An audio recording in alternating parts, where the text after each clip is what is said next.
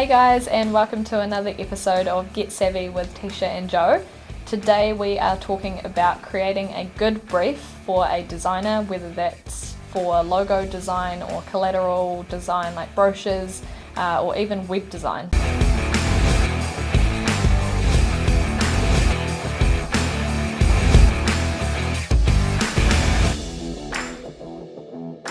The first thing though is to make sure that you choose a reputable designer, someone who is a professional, like we have Tisha here, and just check and make sure that it's not someone who has just watched some YouTube tutorials and now like they are a graphic designer, because you're not going to get the quality images, the high resolution, the like crispness, and everything that they do. All of it. Yeah, all of the things. Yeah. So, Tisha, how do we create a brief?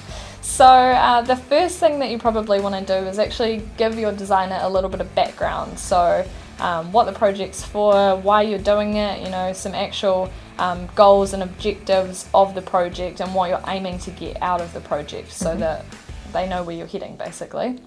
Then secondly, something that some designers may not like as much, but others it is quite helpful, is sort of any ideas that you as a client actually have. So if you've got something in mind that you like or something you've seen somewhere, or something that you've just thought of that you're like, oh, it'd be really cool to have that, mentioning that to your designer. And then if you've got any examples of that, even if you just Google something and find it online and say, hey, I saw this on this person's website and I really liked it, just providing them with some examples so that they can see that as well. Because like with logos, there's like the badge style, and there's like the handwriting.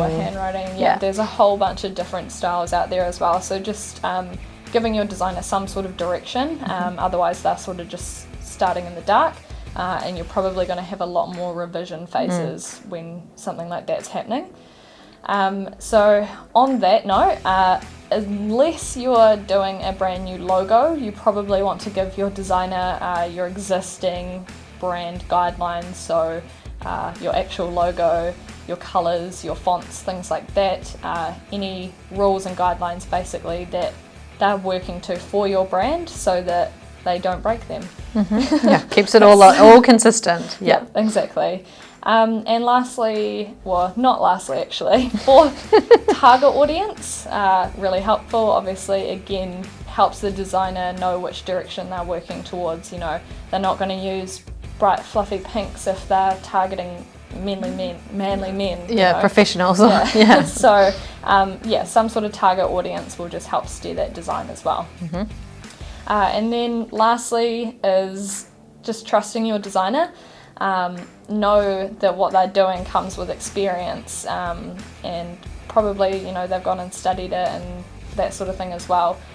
So obviously there'll be that revision and feedback stage where you can tell them what you do and don't like, but trust that they're doing what's good for you and your brand. Yeah, and good design. Yeah, and they know what they're doing. They've done it before.